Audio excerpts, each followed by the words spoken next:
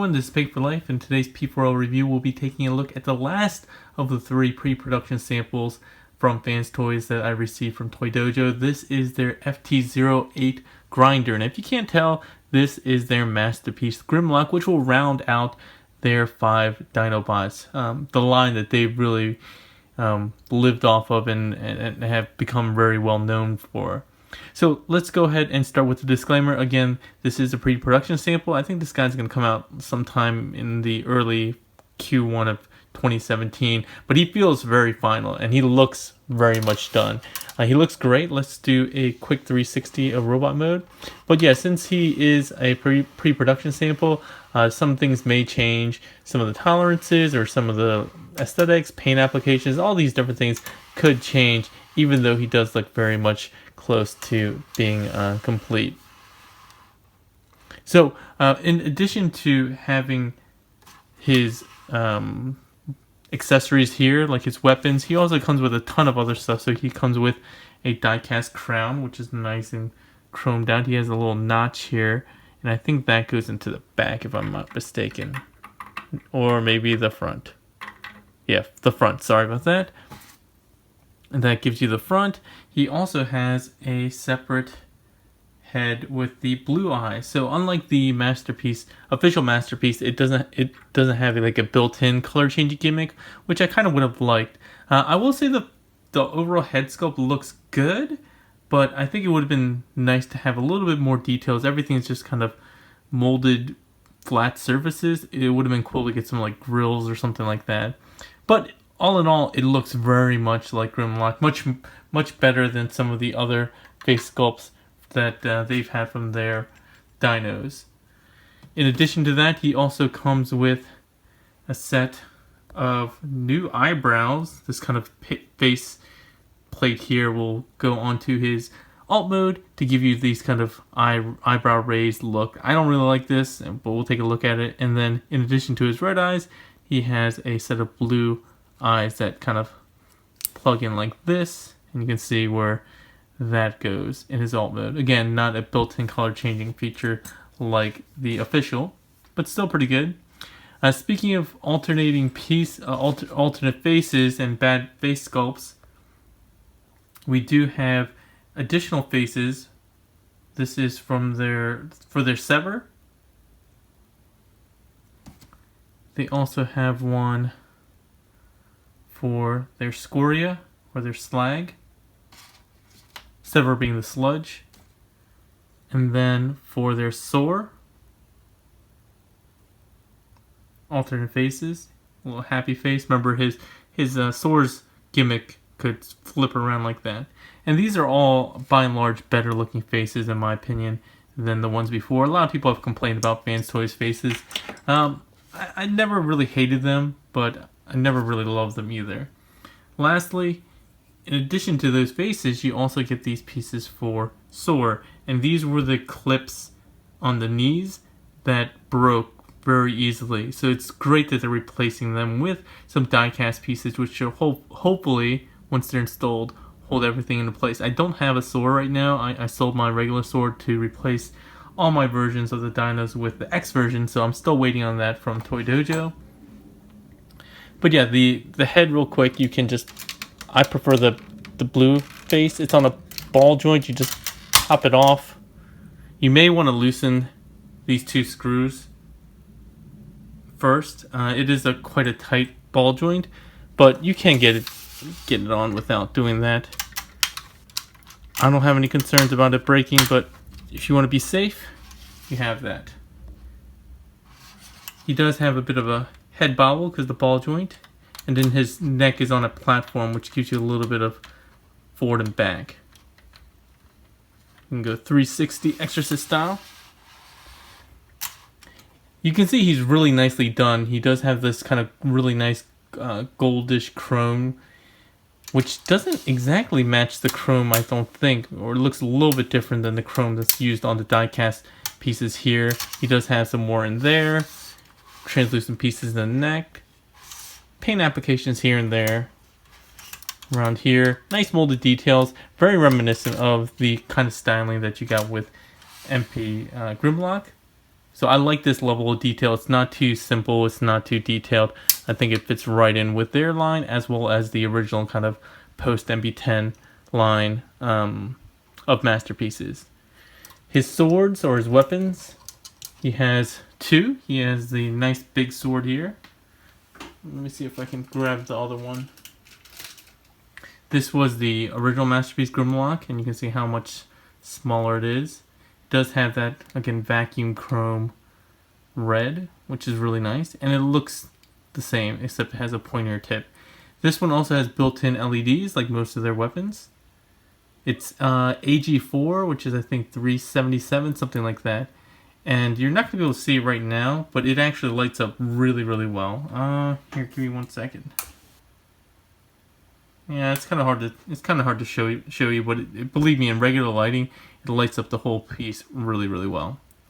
To install the batteries, you just unscrew these 4 or 5 Phillips, and then just plug in the batteries. The orientation often is dependent on the wiring, so just try one way, and if it doesn't work, try the other way. The tabs do work quite well for the sword. On the gun, these tabs don't seem to work as well. Here is his double-barreled blaster. Looks very nice, nicely detailed. Again, has an LED feature. It's going to be kind of hard to see here, but one thing I did notice, at least with mine, is that they're asynchronous and they're at a different speed. So at some point they're going to look like they're blinking at the same time now, and then they're going to go off cycle. So now it's like every other. So I don't know what the deal is, but at some point they'll be kind of synchronized again, like right now. Very odd. I don't know what's going on there. To put in the batteries here, no need for any screw removal. Just go ahead and put those same 2 AG4s. So 2 here and 2 in the sword. So you'll need 4 in total. And you got the little button here. Comparing it with the masterpiece gun, pretty similar in molding.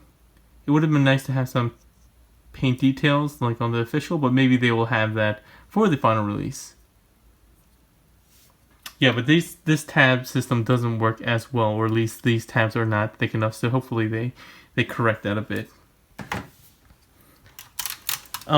Overall, my thoughts on the robot mode proportions, I think it looks quite good, and I'll bring out a MP8.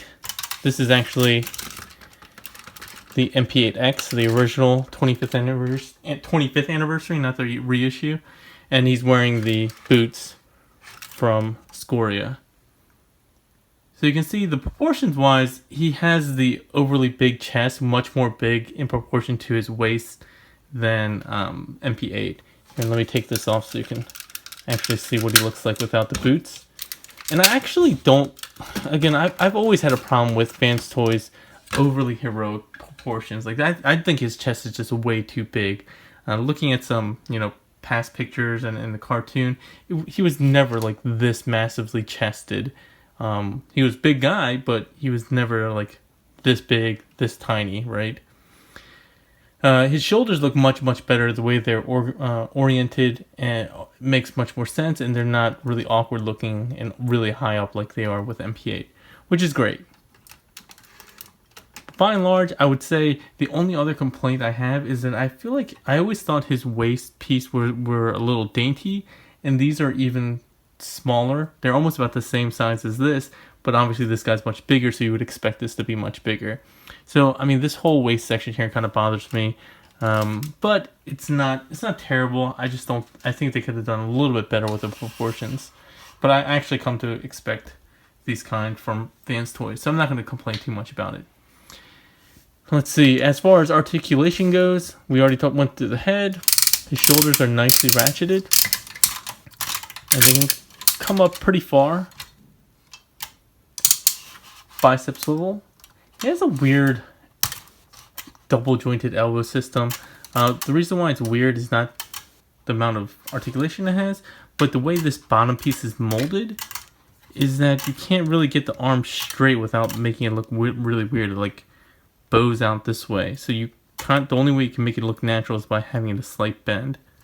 And it looks even more weird in Dino mode when these are his legs, because then you have this little spindly piece in the middle of his leg, which I don't understand why it exists. I don't know why it's molded this way. It seems to serve no purpose. His claws are die cast and pinned separately, so you can move them around. They can fold back a little bit. Wrist swivel, and then standard Fans Toys hands that we've been talking about all week. Ball jointed at the base thumb, one pin joint, and then all 4 fingers are individually articulated, but one pin in the base, and then one more pin elsewhere. Really nice and stiff. Again, I would like to see them kind of evolve into the ball joint at the base, but their system works.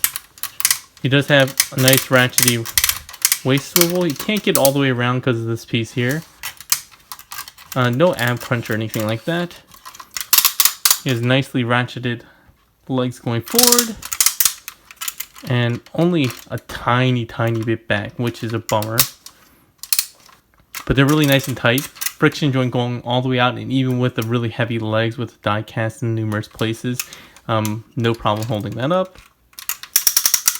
Nice 90-degree bend at the knee with his big dino legs. In addition to the thigh swivel, he also has a knee swivel, which I believe you'll need for transformation. And then coming down to the lower leg, he has an ankle tilt, mostly going forward, and then you have a tilt this way. And I think that's it. Hopefully I didn't miss anything in terms of articulation. Other comparisons really quickly for scale. Here he is with Scoria. So he's a bit taller than him. And then MP10. Sorry, my MP10 is kind of goofily posed. But I think the scale works fairly well. I am kind of a fan of the scale that Gigapower has, with their dinos being a little bit larger. So I'm actually collecting both at this point. So I'll have a lot of dinos. Alright, so let's go ahead and get into transformation. First things first, we'll start with the hands. As usual, open this up. Curl up the fist as you would normally expect.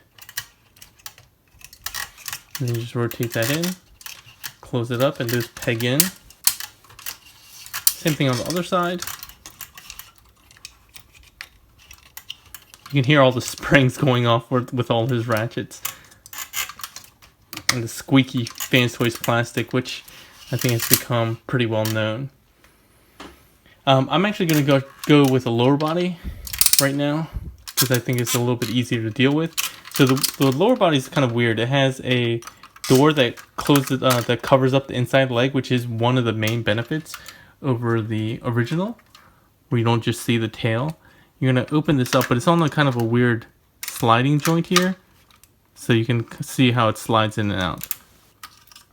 So just open this up, get the tail out, like so. This extends, this tabs in there. This double hinge, you'll straighten that out. Go like this. And then rotate at the knee. You're going to flip this piece up and this piece closed. And then you're going to bend at the knee like this. While doing that, you're going to simultaneously close this piece. But again, because of the way the sliding joint works, make sure you're slid all the way out before you try to close, or you might damage your piece. There we go. So once again on this side, we'll do it a little bit quicker. Open this up, open this. There we go. Flip this closed. Flip this open. Rotate 180 degrees at the knee. Then we're going to flip this around like this.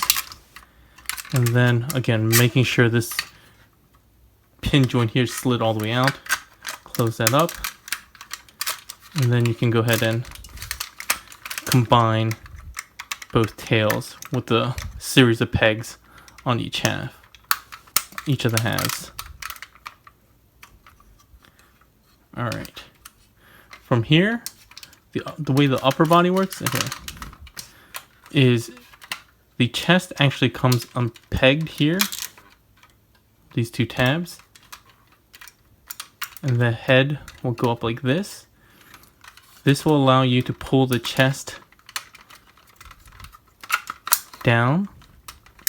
Rotates on like a swinging hinge, like this, coming down like that. And then this piece will come in, tuck in like this. It doesn't tab or anything like that, but you can see the recesses, the rounded recesses right here. That kind of hold that into position. Once you're down like this, you can peg that foot piece onto both sides.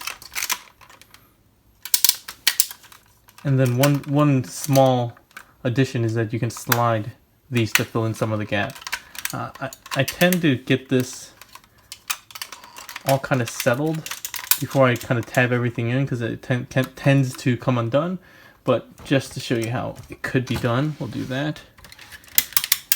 Arms. Oh, I didn't show off the wings. The wings do articulate back and forth in dyno mode. I apologize for that. I'm just going to come over and close this up. As you did with the regular Grimlock. And then you can pull the dyno head down, tab that into place. And again, depending on whether this came undone or not, you can go ahead and squeeze that into place. Come on. There we go. There we have Grinder, sorry, not Grimlock, Grinder in alt mode. And his alt mode is quite huge. Just to give you an idea of scale, it's almost as tall as, oh, it's a little bit taller than MP10 in his robot mode, which is quite big. You can see his chromed out eyes. And again, here's where the issue is with his leg, his kind of weird janky looking leg. I guess the only time it looks okay is when you have it bent all the way back like this. And that way it kind of works with the bend by hiding it there. But I don't really like it. I think I would have liked something a little bit thicker. I don't know. And not as weirdly molded where you have to have it out like this. I don't know. I'm sure there must have been some design decision for that, but I just don't get it. Nice translucent pieces, blue paint. He doesn't have the hidden features like the head wagging feature when you did the tail with a Visual Masterpiece. He doesn't have the Diaclone driver's seat, stuff like that. He does feature an opening mouth, which is ratcheted, and a little flamethrower attachment piece, almost like a tongue. Nicely chromed out teeth. He's been going to his dentist. His arms are oddly articulated. They're swivel here and then a swivel this way, so it's not like a ball joint per se. It's just two separate hinges, and then he only has one pin joint here. But you can get a decent range of motion. Not all the poses that you might like. Not as much freedom as a ball joint, but it's pretty good. His wrists are on a ball joint as well. These are a little loose. And then each individual finger is a base pin, but they can be individually articulated. His head can swivel and look up, look down. I think he looks quite good and more, I guess, anatomically correct as a real T-Rex. You know, kind of the one that stands like this. Because the Masterpiece dino head is actually quite small and looks more Godzilla-ish in terms of proportions than a real dinosaur, a real T-Rex. You don't really get any movement here. You do get a little bit of waggle here at one point. And then if you want to break up the tail, you can do that down. But you do get a little up and down waggle there. Nothing really at the tip. And his lower legs are the same joints as his shoulders in robot mode, so you get that same kind of movement, although his outward lateral movement is not as good. Talking about the features, let's go ahead and open up his head. take a look at his chrome eyes, and we'll just plug this in, tab this in, and then you can see his kind of almost looks kind of Carnotaurus. That is an actual dinosaur, Carnotaurus, with the almost like horns coming out here. I personally don't like this head as much, especially with the lower jaw being oddly shaped. But it's not bad, it's just different. I'm guessing they wanted to make it a little bit more distinct. That's why they did the claws like this as well, not just the normal straight claws that you've come to expect. I think that's pretty much it for alt mode. It's not like you can store the gun or anything like that, or the sword anywhere. I will say he does have a bit of a gap here on the back of the head, but it's not too horrendous. And if they were to fix these little tabs so they came out a little bit less, I'd be a bit happier, but they're not, again, a really solid execution. I didn't feel like transforming my X version, so I brought in my regular version. And you can see what I'm talking about in terms of proportions, this head being quite a bit smaller. I do actually wish they went with the ball joints here. I can see why they probably didn't, just because it's easier to wear than swivels and pin joints. But I do think this is a bit better in terms of overall range of movement. But they did add extra point of articulation there. And probably the legs are a bit bigger and probably more well proportioned. Like I said, he doesn't have... I can't get the... right now I can't reach it, but you can get the Diaclone driver's seat out here. But the overall similarities are obviously there in terms of the paint applications and such and so forth. Even most of the molding is very, very similar. I do think they could have done a little bit better by incorporating some more, built-in functionality like the Masterpiece, like the built-in color changing eyes, as opposed to having different pieces for the head and the eyes and all that stuff. Especially with the way the Masterpiece line is going with more playability, I think they could have built some of that into this. It's pretty simple. Alright, so that's it really for alt mode. Oh, I guess I can show you with a MP car. Here he is with Streak. Oh. But yeah, let's go ahead and get him back into robot mode and then finish off with final thoughts. So the first thing we'll do is open up his head, bring this back. Some people, if you want, you can turn the head and go like this. I don't think that's the way it should be. And unlike the official Masterpiece, there's no definitive way. There's no definitive peg. It just kind of sits back there. So whichever way you want, I think this is the way it's supposed to be, though, in terms of accuracy to the toy and cartoon. From here, lift this head up and neck joint up. Go ahead and untab these pieces. Swing this up like so. Bring this down. Tab that into place. Then we'll deal with the lower body by going ahead and splitting up the tail. Ow, that kind of hurt. Opening up the inside of the leg, spinning this around. Then we can go ahead and flip this in, so this will flip down, like so. Untab this. And then the tail, I think, how did the tail go? Oh, the tail went back like this. So it looks like this when it gets in, and this gap here is for the knee. So when you fit it in, it doesn't sit flush. It's supposed to sit out like this, with the sliding pin all the way extended out. It doesn't really stay in place, which is kind of a bummer.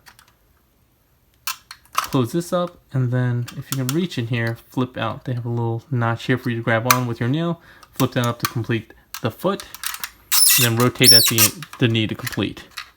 Same thing on the other side. Just open this up, bring this down, get this all kind of positioned like so. Making sure to have this extended all the way before you close it. Rotate at the knee, close this up, fill in the gap, and then these pieces, if they're extended, you can push them back up. I felt this was kind of superfluous. Kind of like with a lot of their recent figures, I feel like they've been adding things that probably aren't totally necessary or even really valuable. And then bring in the hands to flip everything out. I find that the hands get caught quite a bit. I'm not sure why. Maybe I'm doing something wrong. I didn't get instructions, but this guy's pretty easy to figure out. But maybe I'm missing some minor detail on the fists that is keeping them caught. But there we go. Back in robot mode. And as far as final thoughts go, sorry about that. As far as final thoughts go, he's a good overall figure. He's one of the things I will say is when I first got him, compared to the other figures, I thought he felt a little bit hollower, which he is a bit more hollow. But that feeling, it felt less substantial than, you know, Sovereign or Lupus, but he's definitely by far the heaviest of the group. I think it's just that kind of feeling of a little bit of hollowness there. Again, the proportions, I would have liked it to be less, you know, super big chested. I think they could have narrowed this down, or at least, actually it would have been better to bulk some of this up. But they did just do some really great improvements in the shoulders and in the overall transformation, filling in the leg piece here, which was really, really great. But they've kept all the things that felt like it was core to Grimlock, as well as core to the masterpiece figure that was its predecessor. So it feels very familiar, and maybe that could be a good thing. It could be a bad thing. I'm struggling because he's a good quality figure, and an improvement in almost every single way to MP8, the official, but there's nothing surprising about it. There's nothing unique. Even in some steps, it took a step back, like with the color changing features and stuff like that. I don't know. So definitely I think he's definitely an improvement by and large, but he's not surprising. He's not really interesting. And I think that's kind of a battle that you're going to have to face with this guy anyway, if you're going to do him, just because MP8 was such a good figure. I don't know. Maybe I'm just asking for too much, but I was hoping to get something a little bit more interesting than what we're getting here. Again, great figure. Definitely makes more sense in your collection with your Dinobots if you have the rest of the Fans Toys figures. But I don't know. Again, I think it's a little safe. I said that with Lupus. Maybe even more so with this guy, just because he is so very similar to the original MP8. Anyway, I'm not saying don't buy him, okay? He clearly deserves a space on my shelf, and I definitely will get the X version of him. I'm just not going to be super ecstatic about him when I get him. I'm not going to be like, oh, I'm going to play with him all the time kind of thing. But I'll definitely have him on my shelf. Anyway, if you want to add this guy to your collection, go ahead and click on the Toy Dojo link in the description below. If you have any questions or comments, or if you think I missed something, let me know in the comments, or, you know, let me know your opinion on this figure. I'm always welcome to open discussions about, you know, whether you think my opinions are wrong, or if I'm being a little too harsh or something like that. If you like the video, please give it a thumbs up. If you don't like the video, please let me know why. I don't mind if you give me a thumbs down, but it'd be great to get some feedback so I can improve. Alright? That's all for today, everyone. Hope you have a good one, and happy holidays.